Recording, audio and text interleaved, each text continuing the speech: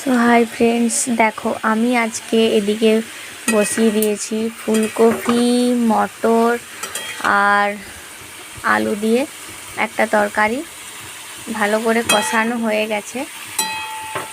তোমাদেরকে তো প্রথম থেকে দেখাতে পারিনি, একটা ছোট্ট ভিডিও করছি।